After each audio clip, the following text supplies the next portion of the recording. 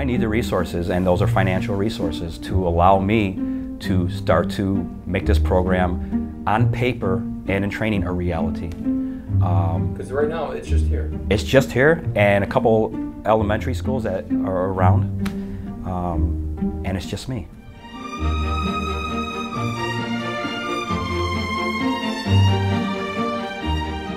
1 year of B.A.M participation reduces the rate at which kids are arrested for violent crimes by fully 44%.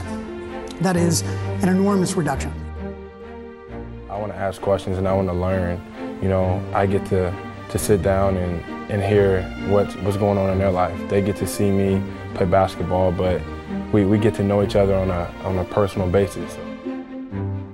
I had a chance to talk about when I met with some young men from Hyde Park Academy who were participating in this B.A.M program. Where are the guys I talked to?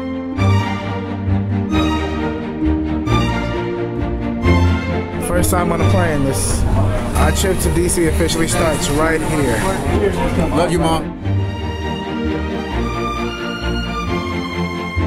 Ladies and gentlemen, the President of the United States and Mr. Christian Champagne. President Obama joined our B.A.M group. When he came into our B.A.M circle, it was one of the greatest experiences of my life.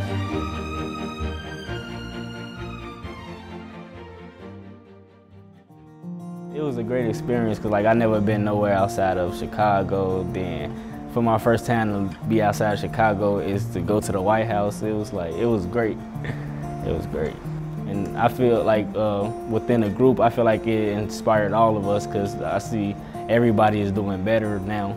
I think it's been a life-changing inspiration. I think these guys are so used to seeing their life in a certain paradigm and, you know, seeing their block and seeing their community and not really having access to anything outside of that. I think it's a source of inspiration that if they can see these people being successful and doing well, it can spark something in them. Everybody needs a person to talk to. Everybody needs that role model to like help them out with difficult situations. And like when I'm in a difficult situation, what I would do is like I can call Mr. Bacon and tell him about my situation, and he'll give insights to like how he dealt with a similar situation in the past.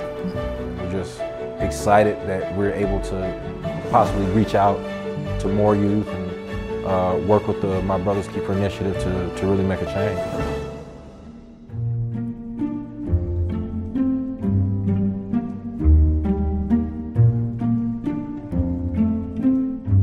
Look in the mirror every day and tell yourself how beautiful you are, because you are. Everybody is beautiful in a different way, inside and out, and never let anybody take that away from you.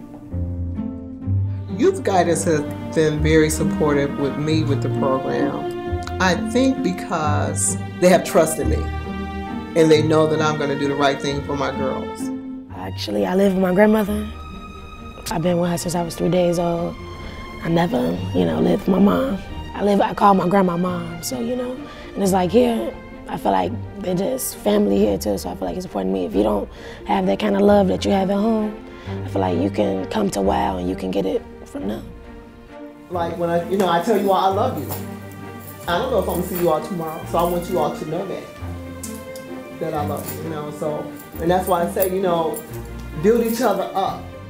I usually wouldn't tell, a teacher or a grown-up, but it's like with Ms. Brown, I feel like she was like my second mother, so I can just tell her anything. We have a mirror activity.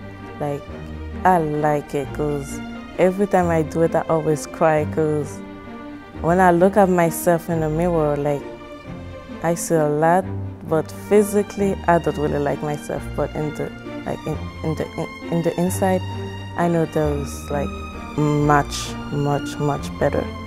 That stuff that I can do.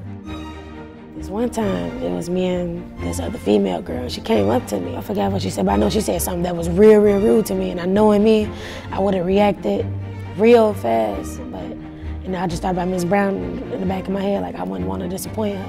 I don't know, Ms. Brown is always like popping up in my head though, about like everything. Like she always like, like you have like one like little angel on your shoulder, like one little devil. It's like she just always there. When there's a confrontation now, they stop and they tell me they hear me in the back of their head.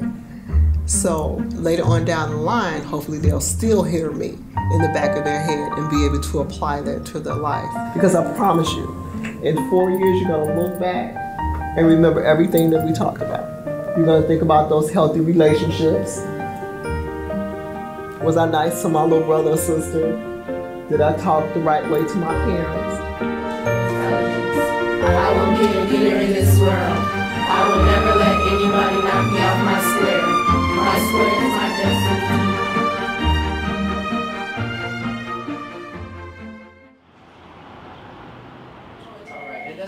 I did struggle because my mom, she had to get a surgery.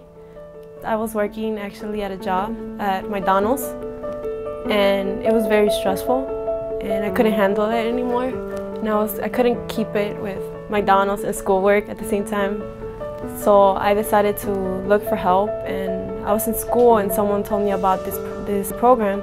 So I went in and I talked to Mr. Suck, and he actually helped me out a lot with that. There was actually someone that was helping me out and guiding me all the way through. I wanted to graduate from high school. That was like my major goal, to graduate and prove my mom that I was capable of being able to work and also go to school, because she thought there was going to be a lot of stress for me going to work. So there was 375 students at Calvin Park High School, and I was able to graduate at the stage, being the top 10. So I'm currently going to Northeastern Illinois University. I am a freshman, and I am working at State Farm. They are really, really nice. I have no idea I was going to meet wonderful people that has helped me a lot in here, developing my skills more. Now that I am in college, I made the right decision. It's like I don't regret anything.